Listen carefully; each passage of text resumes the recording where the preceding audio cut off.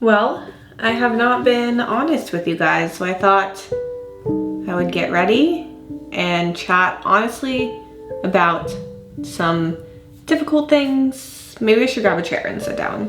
Hold on.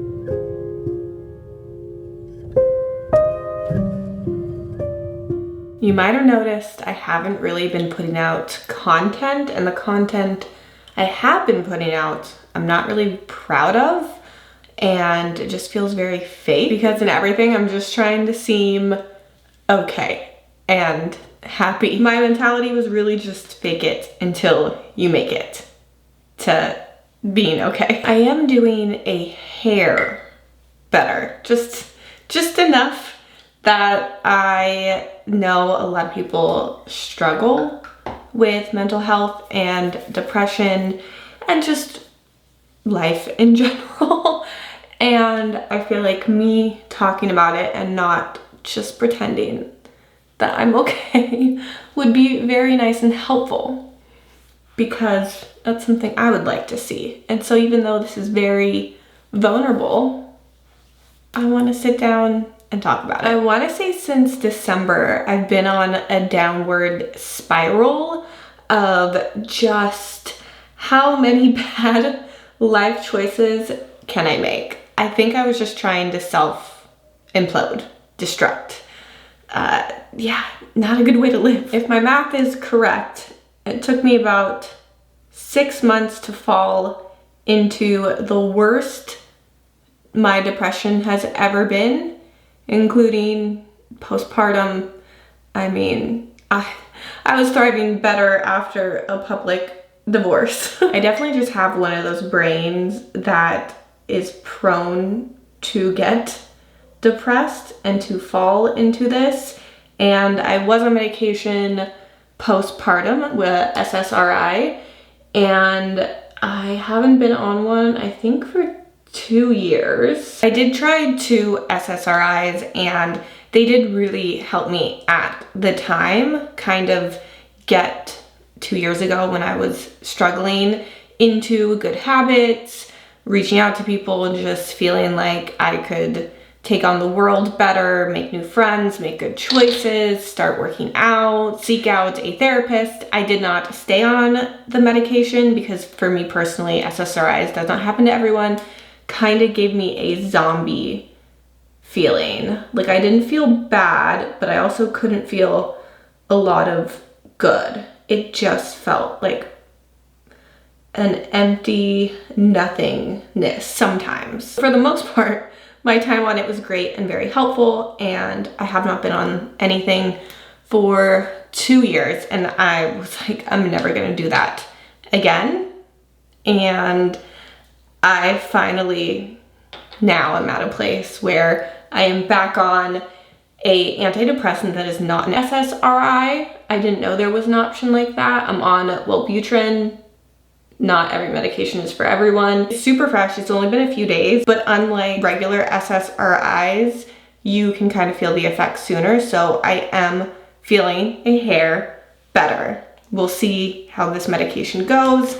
I'm just going with the flow on this. Now, shall we do a story time and chat about my slew of self-destruction and bad choices that has led me here?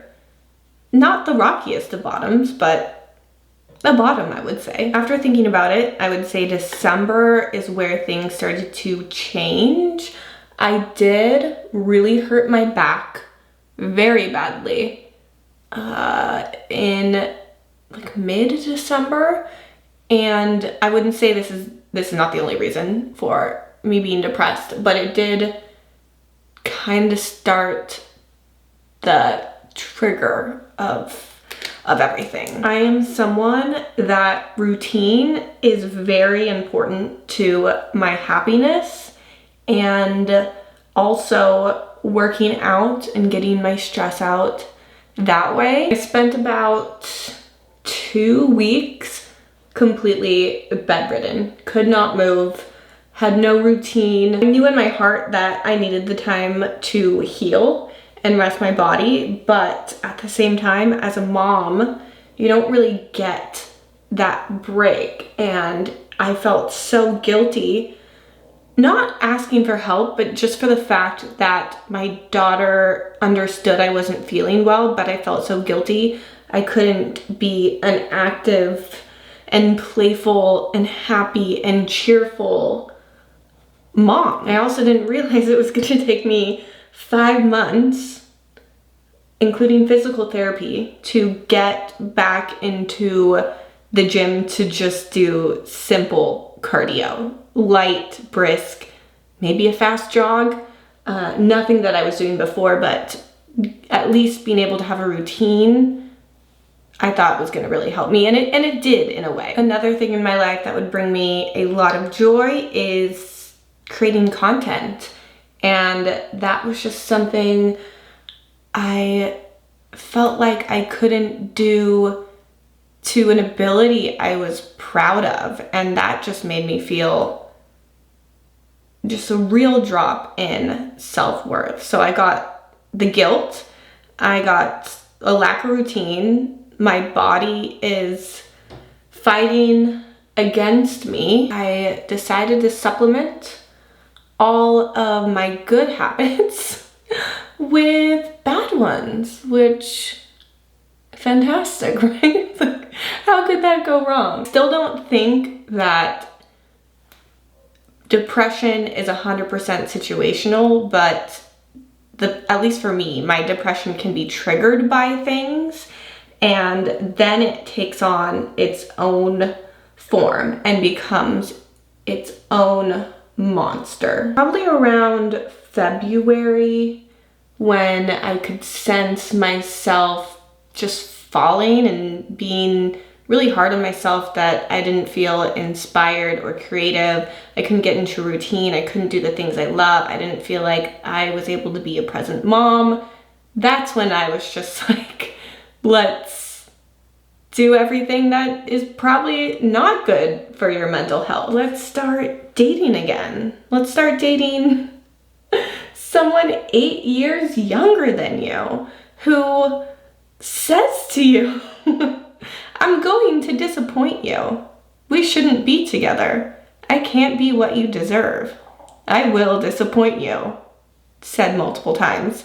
And in my head, and that was probably a very mature thing to say to me, but in the mindset I was in, I was just like, well, then we can just be friends, and I can waste my time happily and blissfully bringing you joy. Because I'm a very empathetic person, and to my fault, a lot of the times, I sometimes only feel joy when I bring it to others. Doing things for myself doesn't feel as good as when I do things for others, which is usually what makes me such a good mom. But I decided to put my energy and time to, probably not the right person at the wrong time. As the months went on, I again continued to do everything you shouldn't do. Family, friends, I didn't put my time and energy into them.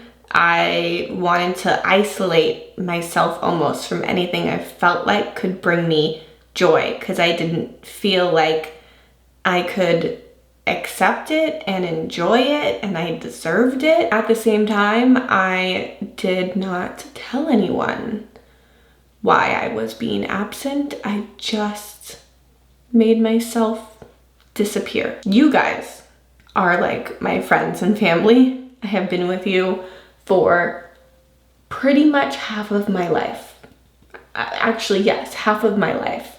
And I'll be honest, I kind of pushed you away too, because you bring me joy, and I didn't feel like I deserved it. I didn't feel like I could create content that was worthy enough to be watched, and I didn't deserve, at the time, I couldn't be honest, and I tried my best to be present, but I was fakely being present, which made me feel so much worse. I do want to clarify, the person who I had been seeing had nothing to do with my depression, and they're not a bad person at all. I just should have listened to them when they were more mature than me, when they wanted to end things because they knew they weren't the right person. And instead, I was just like, I'll just make you happy. I do know, and I will say, when somebody says to you, I am not the right person for you, I can't make you happy, I will disappoint you, you just gotta take their word for it. And again, they still have not done anything wrong. It is all my doing.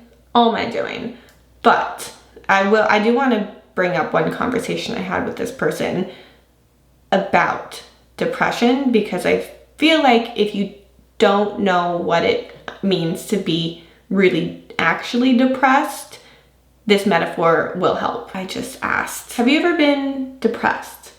And this guy goes, well, yeah, I felt sad at times, but then I just remember everything that I have and all the reasons to be happy. And then I feel okay. And within that conversation, it made me realize, wow, there are some people that brain works normally. Because what he said is logical, but depression is not logical. And I gave him this metaphor. This is what I told him. I said, imagine you're craving chocolate cake. You love chocolate cake. It brings you joy, and it always hits a spot. You go to a restaurant, you order chocolate cake, you take a bite, so excited, and you realize you can't taste anything. In your head, you think maybe there's something wrong with the cake, this is just a one-off. You eat it anyways, but you don't really quite feel satisfied. You give chocolate cake another shot, and the same thing happens. Now you say something to someone you're with that this chocolate cake, something's wrong with it. They take a bite and say everything's fine. You have exactly what you want. Why can you be upset? You say, I know you can taste it and you can enjoy it, and I have exactly what I want, but I can't taste it. I feel nothing. They look at you confused and say, well, you have exactly what you want. You love chocolate cake.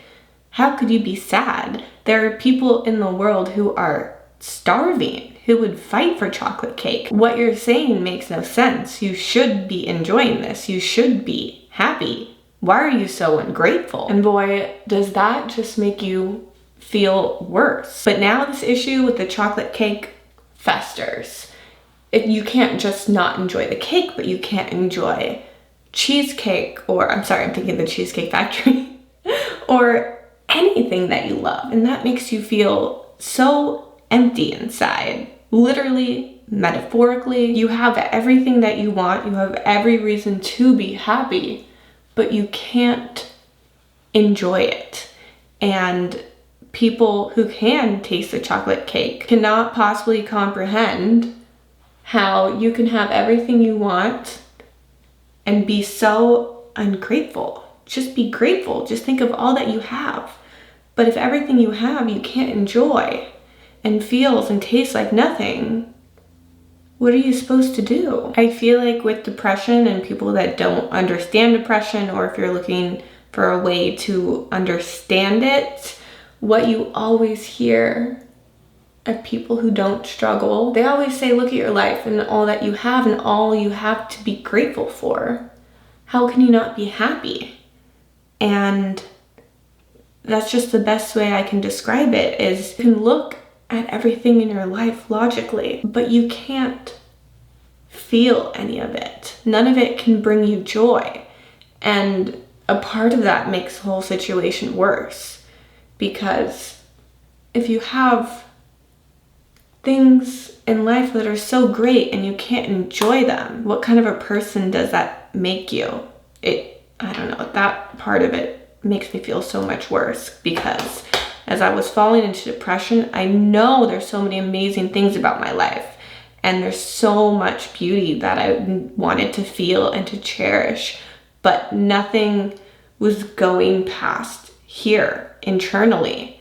I couldn't taste it. I couldn't feel it. It just, all who I am and so much of who I am is empathy. I'm just one big ball of empathy. And when my depression takes over, it all turns to apathy in every sense of the world, in the way that I love, in the way that I care, in the way that I create, in the way that I take care of myself. It all blossoms from empathy. And when all those things turn to apathy, it's a whole bunch of nothingness. I still didn't want to believe that I was falling into depression. Also, when you're a mom, you have to, no matter how depressed you are, I guess to certain extents, you can just stay in bed. But when you're a mom, you kind of have to function with your depression.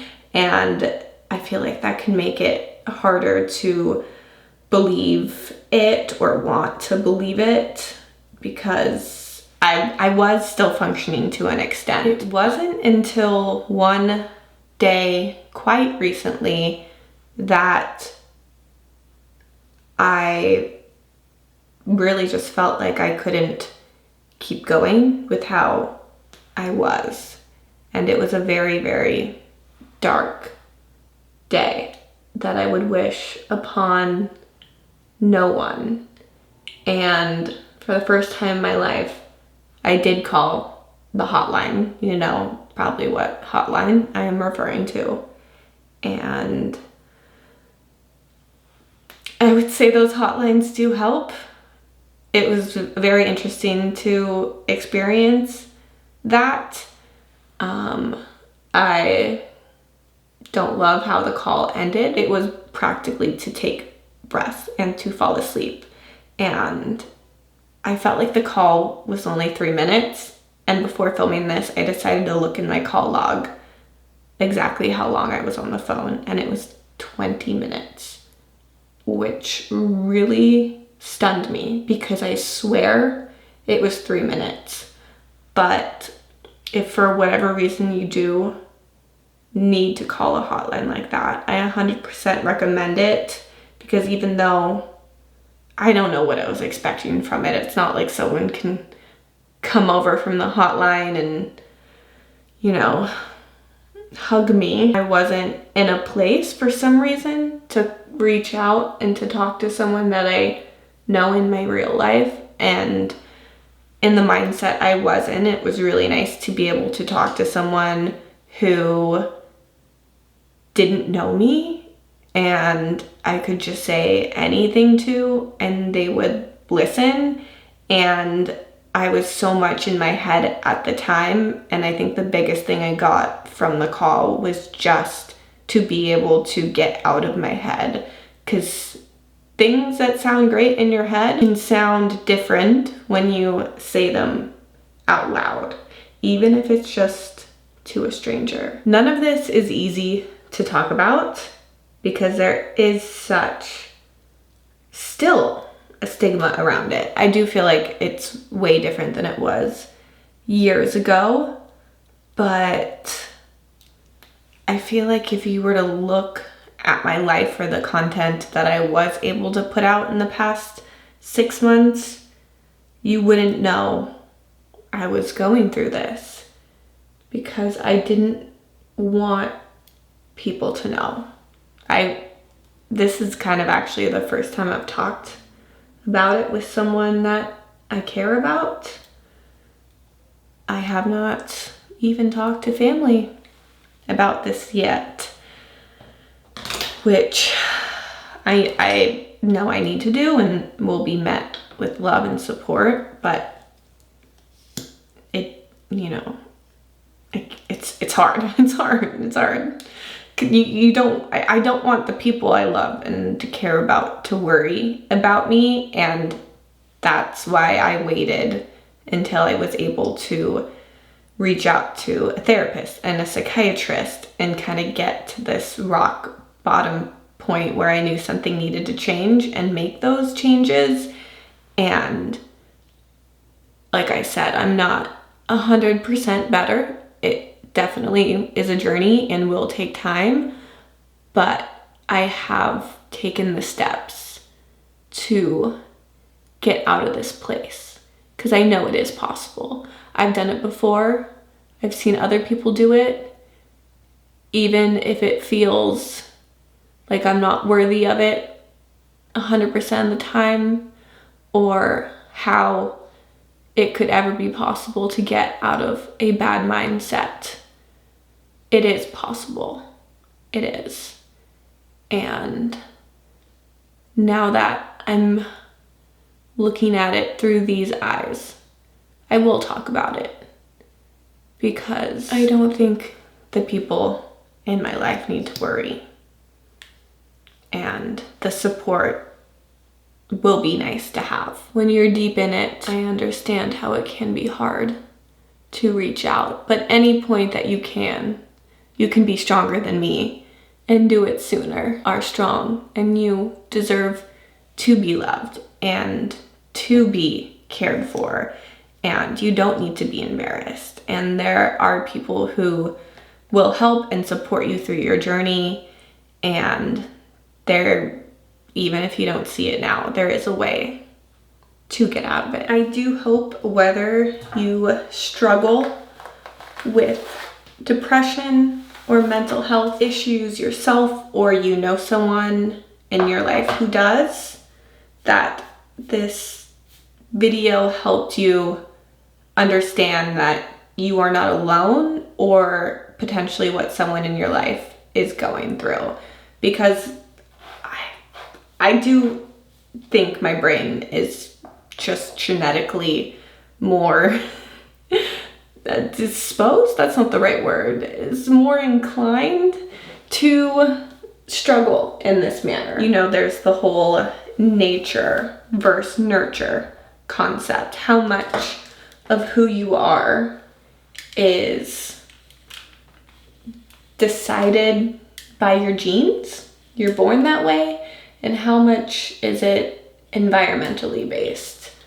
I personally think it's a mix of both, and I do think I experienced some things in my childhood that could have led my brain to be a little traumatized and funky and not handle things like some other brains do. But I do know in my gene pool we got a strong amount of people on both sides having, what's a polite way of saying this, having a way with themselves. Also bipolar and schizophrenia. I don't think I have those. I do got them genes, and I do have a little bit of a nurtured trauma. Just something I always think about ever since I learned about nature versus nurture. I'm curious what you think. Personally, it just always made the most sense to me that it's a mix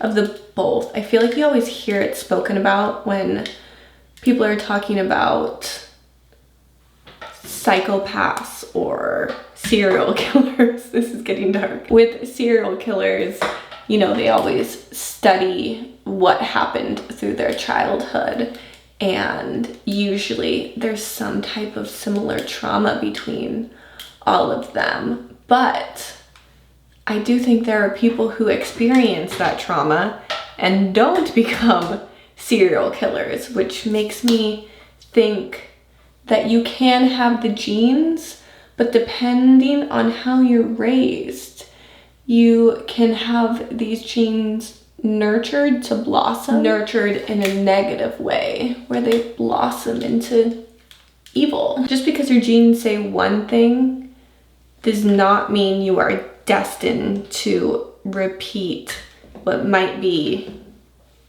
in the generations before. For example, I don't think I mean, not saying I'm doing amazing, but I think I would be in a very bad place if I experienced the trauma I did as a child with my genes without the love of my mother like, I would say the only reason I turned out generally okay and a good person with just like a little kiss of depression is because I had the most amazing mom in the entire world. So thank you for still being here with me, and I hope to see you on this new honest journey that I'm going on. And I hope if you are struggling that this helped you and you're getting the motivation to get out of the situation that you are in, because I promise you can, even if you feel like you don't deserve it. You do deserve it. I'm gonna go edit this video, and then I'm making ice cream sundaes with a girlfriend. Just a nice, wholesome activity, something that is good for the soul. And we'll see you guys next week. Let me know what you would like to see. I think maybe I might just be doing a day in a life where I'm getting into a routine of things, but let me know in the comments down below, and I will see you next week. Bye.